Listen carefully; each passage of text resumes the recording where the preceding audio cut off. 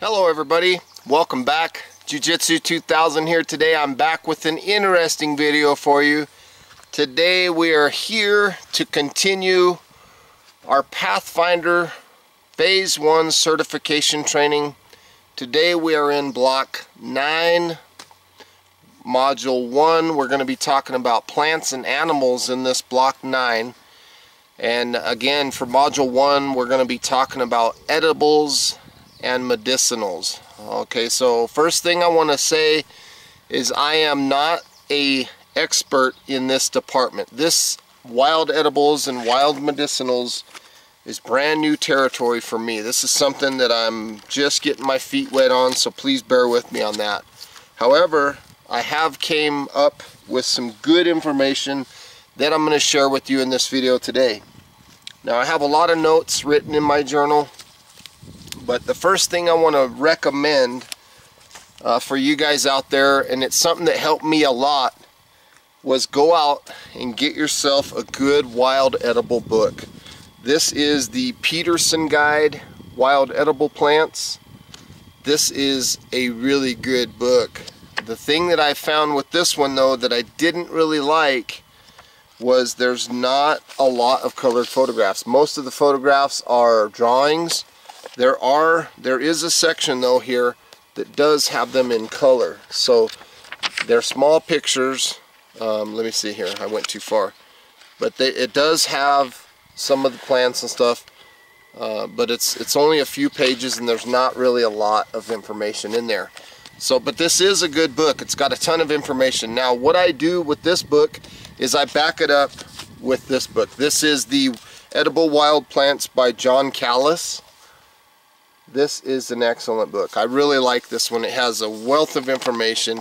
It's got great pictures of all the plants, big old pictures, colorful pictures, so you can look at the different colors of the leaves, the different colors of the flowers, and things like that. And it's really helped me a lot. Both of these books in conjunction with each other has really helped me in this research. So some of the information that I'm going to be reading to you today from my journal, some of it's out of those books, some of it is out of the internet, and some of it is just knowledge that I already had. So let's get started. Okay, again, we're on Block 9, Module 1. We're going to talk about the first wild edible plant, and that is, that I chose, and that's cattails. Cattails are found near wetlands of freshwater edges. They're moist and edible. You can boil them or eat them raw. You can eat the rootstock. The rootstock is usually found underground.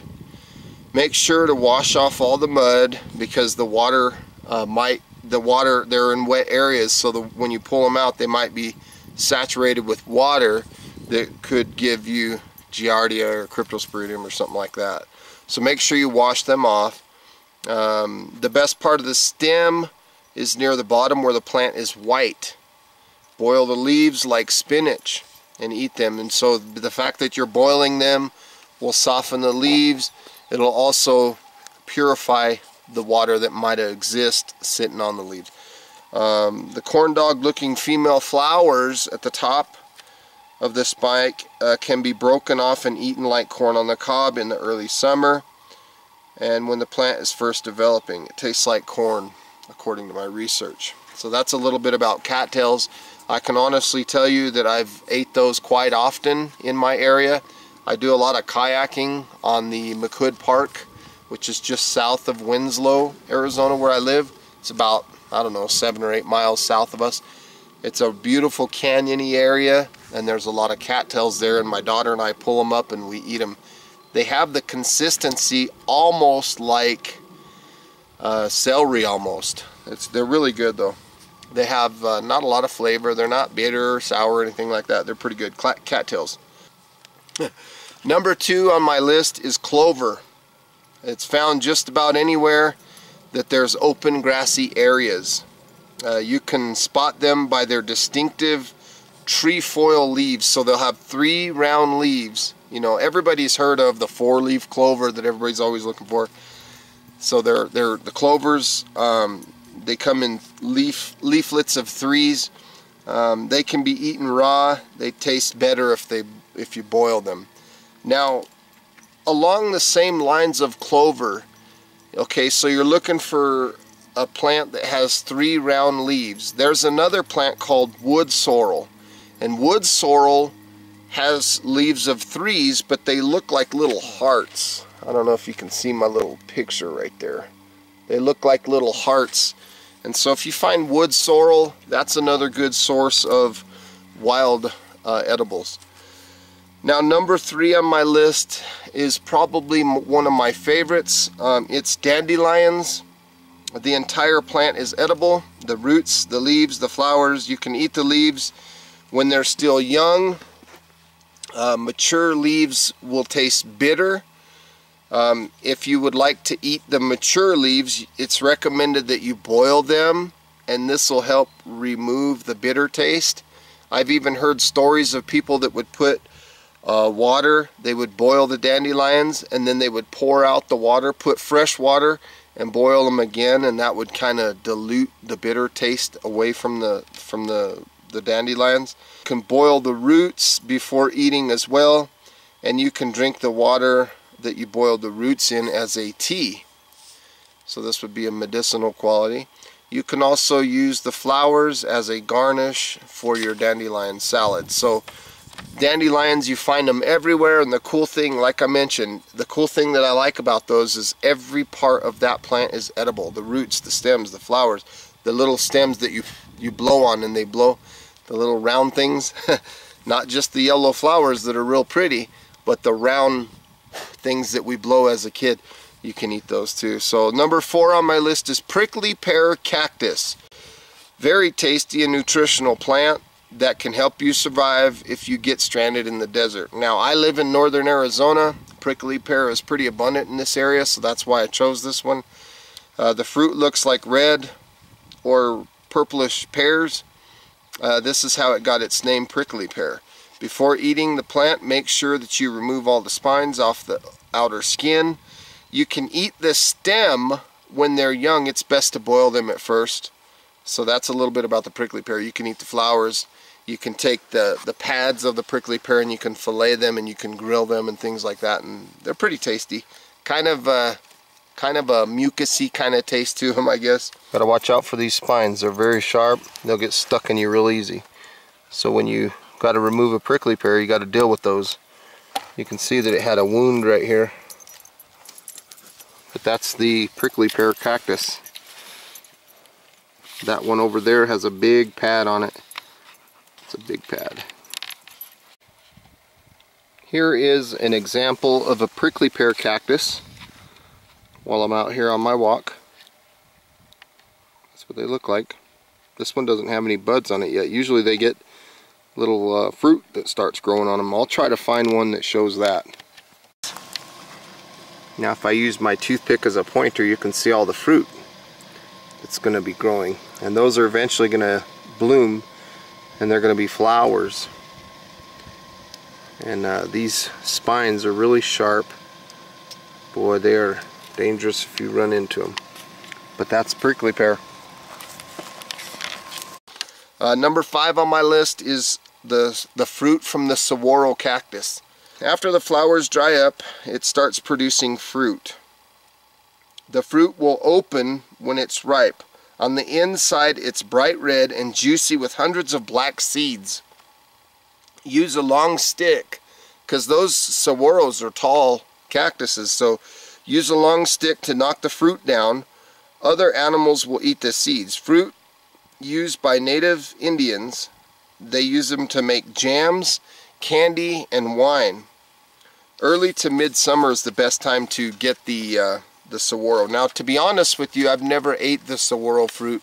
However, I put it on my list because that's abundant in this area, and it's just good to have that knowledge that that's out there and could be considered as a wild edible. I don't see saguaro too much up in northern Arizona where I live, but when I go travel down to Phoenix to go see friends or maybe to catch an airline or something like that, I see a ton of saguaro cactuses. So if the car ever broke down or something like that, I would definitely have that in the back of my mind, because I live in Arizona, right? So number 6 on my list is yucca. Yucca is a cool plant. Boil the leaves and eat them. Boil the fruit or roast it until it's tender. It's not recommended to eat the yucca raw. It's been known to cause a throat ache and stomach ache. Make sure you cook it. Harvest the fruit 1 to 3 weeks after the plants flower. Don't wait until they get big to harvest them because they contain heavy amounts of sapin, hope I'm saying that right, in the fruits, making them toxic, resulting in stomach pains. Fruit tastes like sweet potatoes when they're roasted. So that's a little bit about yucca. I've never ate them, so I believe that you can eat the flowers off of a yucca. Don't quote me on that. Okay, I'm not a medicinal or a edible expert here, but that's the yucca. Okay folks, right here I have a couple examples that I want to show you.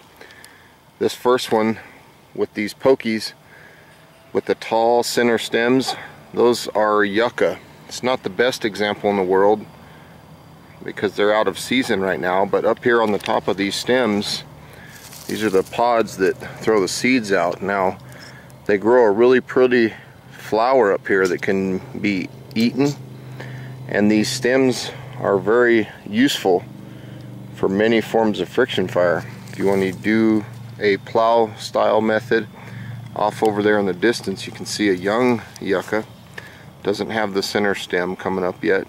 And on the ground right here, see if I can give you a view of it, right here by my feet is a prickly pear cactus. Right there. Right there's another shot of it. It's kind of hard to tell, but that's prickly pear. And then behind me over here, here's another yucca. It's a good plant. Now number 7 on my list is plantain. Plantain is usually found in wet areas like marshes and bogs, but they'll also sprout in alpine areas.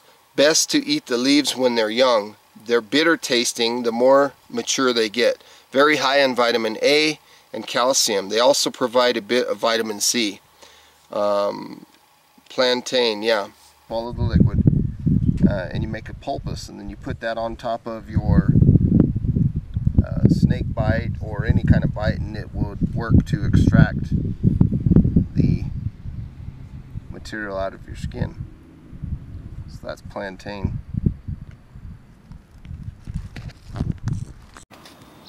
And here is another beautiful example of plantain. Really pretty. It's got white flowers. Look at all that plantain right there on the ground.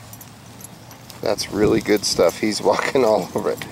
That's all plantain, folks. And here is another example of what I believe is plantain.